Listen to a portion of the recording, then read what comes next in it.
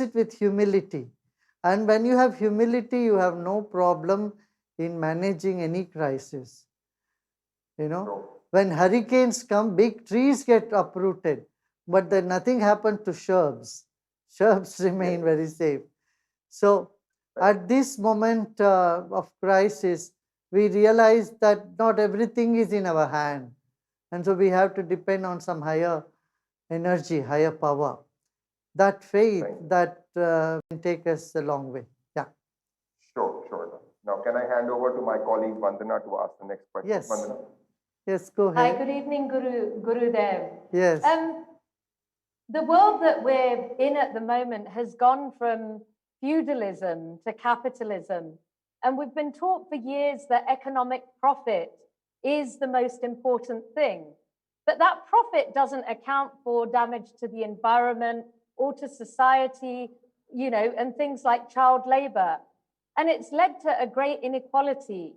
So what should the true meaning of profit be to business to encourage a greater responsibility to the world and to ourselves? What is needed is humanism. Capitalism, feudalism, communism, whatever ism it is, it won't survive and it will remain a failure if humanism is not included. If we do business with the human heart, I think that will satisfy people of all sections and there won't be such a big disparity. And many businesses have shown that, they have made the workers partners in their business. They've made them stakeholders. And most businesses which are in the very sustainable state has this component in them. They have included the workers as part of their whole management system. They always took them into confidence and moved. I think this is something that is needed. Taking people into confidence, caring for them, and touch in workplace. That can transform the whole working atmosphere. It can bring a better teamwork. It can bring more commitment for the people to work with them. We have this program called TLEX, which we teach for the corporates.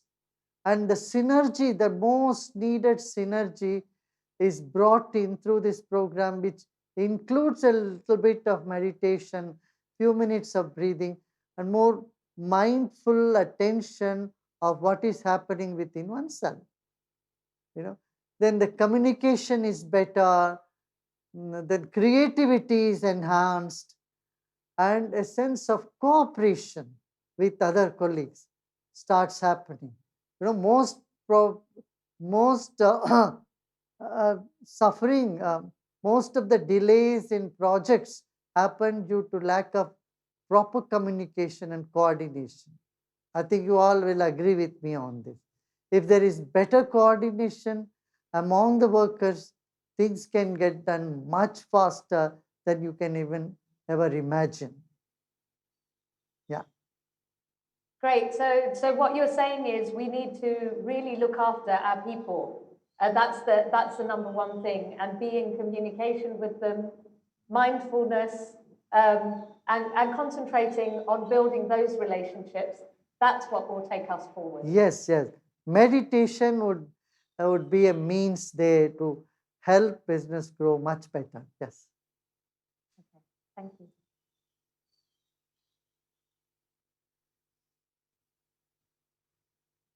Yes, Mahavir. Yeah, sorry. Can I request Kali to come in with the next question, please? Kali, Gurudev is from Hyderabad, is also a fellow board of trustee on the TAG board. Yeah. Thank you, Mahavir. Gurudev, namaste. My question is for the last you are not very audible. 3 months almost. We have no gatherings. You are not very audible. Can you say it again?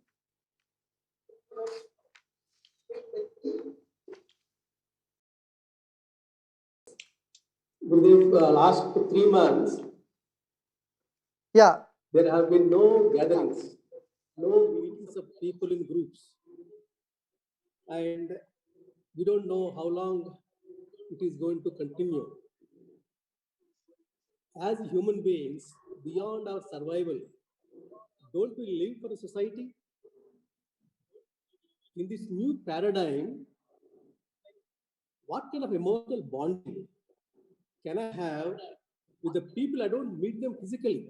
Will my connect with the people come down over a period of time? Will it affect my drive to contribute to society?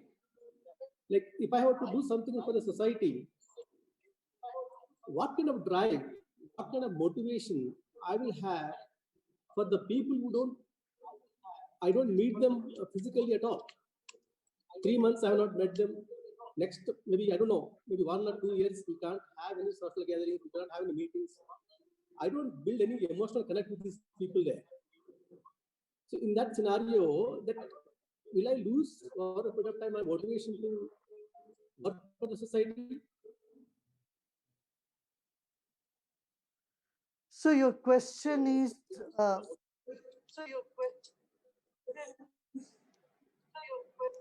I mean, your question is not audible.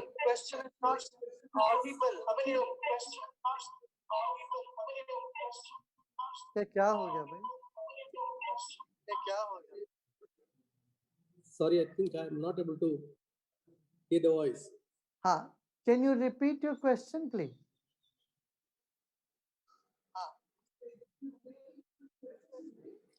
Okay, so my question is that the last few months I have not been able to really meet any of my friends, my colleagues, my larger family, my community, my even my religious groups. So I don't know how long it is going to continue. If this is the kind of a situation going to happen, then as human beings, other than our own survival, we look for the society. And over a period of time, what kind of emotional bonding I can have with the people I don't meet them physically. I most of them like they're all my Facebook friends. I don't have any emotional bonding with them. So in the larger context over a period of time, will I lose my drive to contribute to society? Will I feel for them? हाँ, yes, the world we have, in the entire world, we see that uh, we have all been locked in, and so we are not able to meet people. But you know something? You can still be in touch with them. Their communication, social media, and other Sorry. ways, we still communicate with people. We may not be seeing people face to face. Social distancing does not mean social disconnect. We can still be connected. Fortunately, today we live in a era of technology, and technology has made it possible for us to communicate with everybody. See, I have been communicating with people around the world, 156 countries. Every day I've been on conference call, I'm meeting to them, talking to them. You know, there is a big issue of mental health that is going to dawn post COVID-19. So there is a lot of fear in people about going to crowd, to work, going to hospital, going to restaurant. Anywhere you go, there is that fear. Even if we find the vaccine for it, for the fear to go away, it will take some more time, I feel. So in these situations, which is extraordinary, we must know that our society is so resilient, we will get adjusted, we will adjust ourselves, we will rise above it.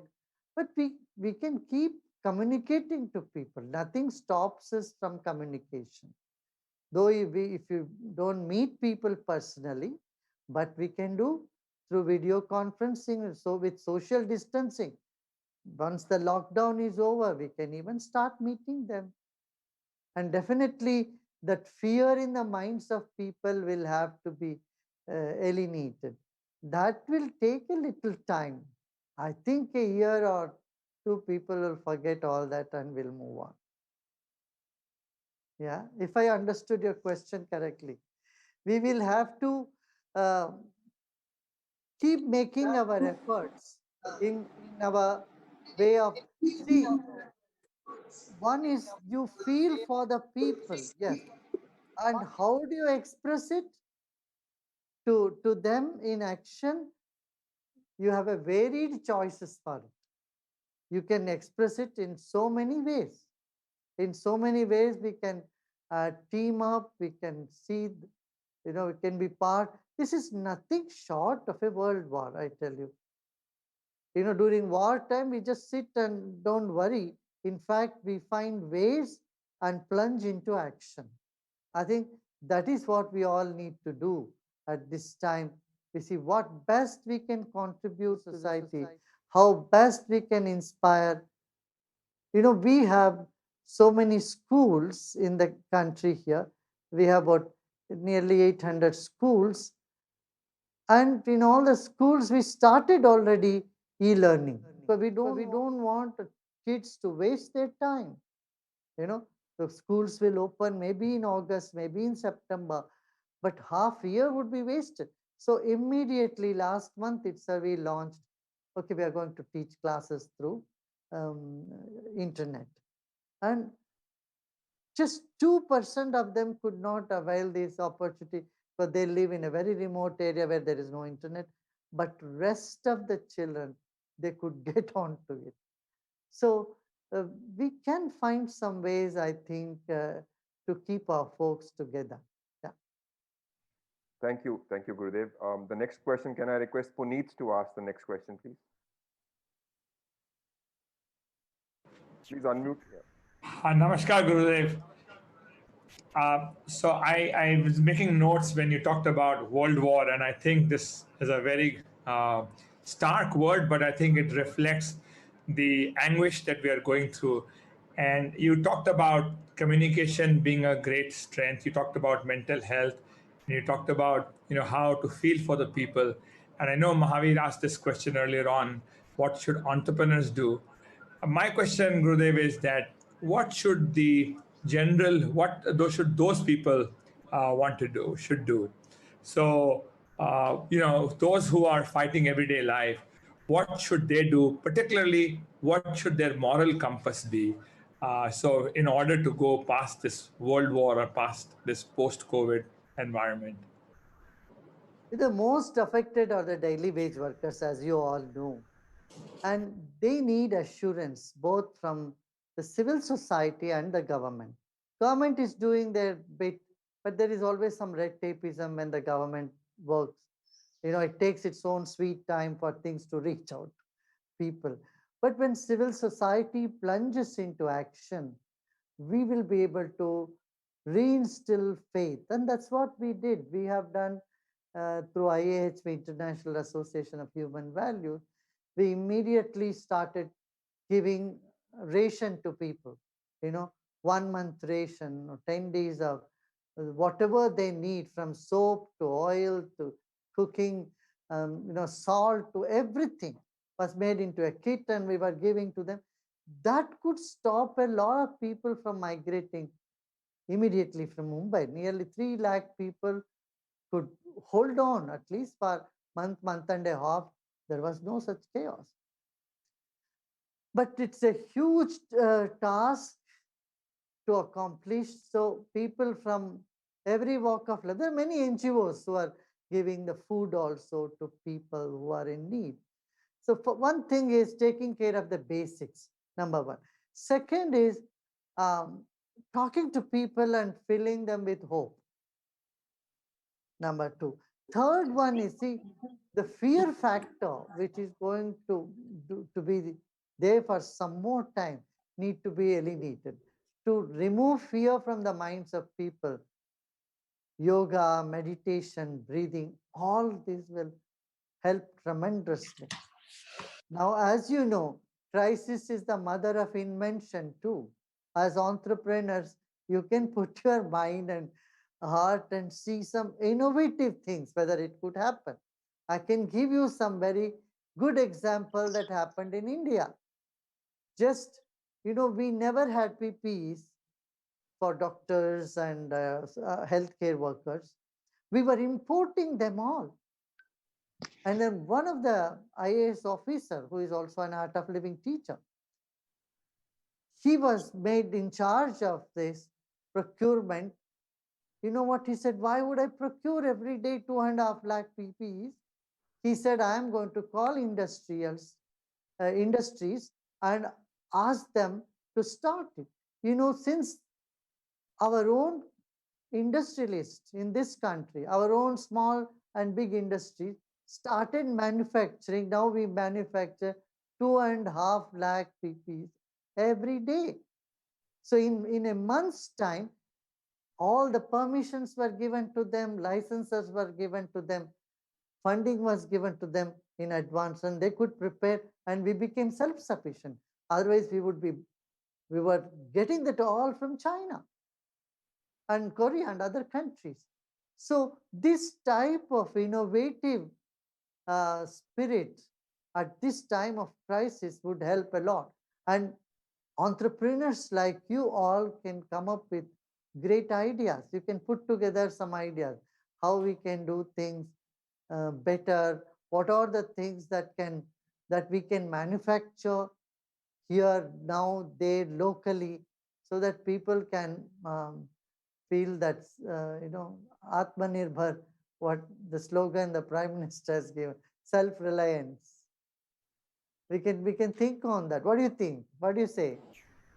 Yeah, no, I certainly, I think there is a lot that you have talked about here, and clearly those are things to get the economic activity going, for sure. And all these are, of course, opportunities for us as well as entrepreneurs here. Uh, if I can just add a slight, small addendum to my question, Gurudev, Yeah. particularly, I'd be very keen to know that while this is going, how do you then also, what's your advice from just from the morality point of view, because these things have happened before. So from the general people, from a morality, what would be your advice as to how societies have come out from these seismic, there have events like this that have disrupted the world. Like you yourself said, this is World War III. So in prior world wars, when everything got annihilated, how did they come out? Yeah. One thing is the world has woken up now. I think people know the danger of what. You are fighting with something which you can't even see, right? And maybe after some more years or couple of years, another such virus may come in the planet Earth, and then it can create again a havoc. And in these times of crisis, I would say people should have more faith in themselves and faith in the resilience of human race and the teamwork, and we will be able to overcome these challenges. We have overcome in the past. There has been SARS, there has been swine flu, we had plague. In the 40s and 50s, we had plague. People would abandon their villages because there are plagues. Same would happen with tuberculosis. When people had tuberculosis, they were isolated all the time. So this is one such issue, and fortunately, the mortality rate in this is not that high. It's much lower than other viruses, the people who die. So we need to put these pictures in front of people that, look, we have the strength. This is the time to invoke the valor in people and then give them the broader vision of life. Broader vision is see a bigger context to your life. What is that you want to do? How you want to spend your life? What are your priorities? Do we still want to simply exist, or we want to be useful to the society?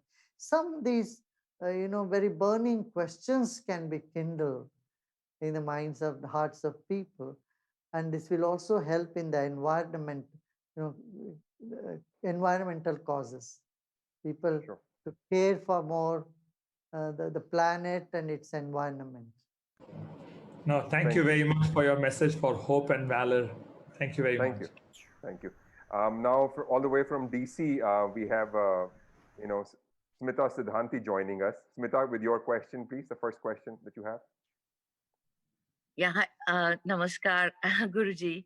I don't know. My Namaskar. video is not on, Mahavir. It's I okay. can't. Okay. So, namaste, and I met you in Boone last year, so a real pleasure to be again. Thank you for making your time. The bigger burning question these days is that the burning question these days for everybody, those of us who are leading companies, leading people, uh, and entrepreneurs mainly, this is because there's such it's an unusual circumstance. In short, that we, these times that are so anxious for everybody, the anxiety for success and achievement, and generally all of those who are leading people and leading companies, those anxieties are very natural because of the economic and social situation that's pretty evident to everybody around the world.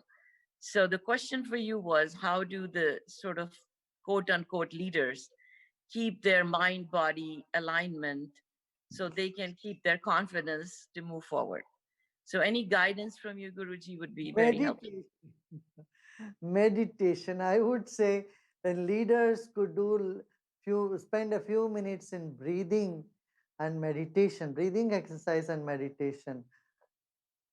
I tell you, it fills you with so much positive energy. It improves one's intuitive ability, one's innovative spirit. It holds up the innovative spirit. You know, for any intelligent person, two things are needed. One is innovative spirit, another is intuitive knowledge. Intuition is the basis of any creative activity. So even to invest in something, an investor also looks for clarity, and intuition is the best way to take up those things. So intuitive ability, innovative spirit can all be enhanced through meditation, and meditation makes our mind fresh and our focus much clearer. uh, you know uh, it brings more mindfulness. These days there is a lot of buzz about mindfulness in workplace and all that stuff. But this I have been talking about it since 40 years, that meditation is the way that naturally brings you mindfulness, that naturally uplifts your spirit and keeps your enthusiasm high and your energy high. You see, when you have no energy and when the mind is clogged with negativity, forget about innovation, forget about um, any dynamic activity that you may want to take up. You just feel like dropping everything out, giving giving some time to oneself. And meditation can bring you such ideas. It's like teaching someone how to fish instead of giving them fishes. You teach someone how to fish. In the same way, meditation can help you to find solution to any critical situation. That's why I again and again emphasize business leaders, entrepreneurs must spend a few minutes of meditation, and at least 4-5 days in a year to rejuvenate body, mind, and spirit. Go into silence, do some meditation, take care of your body, do some yoga, pranayama, and meditation, and all that. It can take us a long way. Thank Yeah. you. Thank you. Thank you, Gurudev. Wonderful, nice talking to you all. After the lockdown, sometime we will physically meet also. Yeah. Hopefully, yes. Thank you. Lovely. Thank you. Thank you All for the best and keep safe, everybody. you Okay, too. thank you, Gurudev. Thank Thank you. you. Namaskar. We will have meditation now in a few Dheeraj? minutes.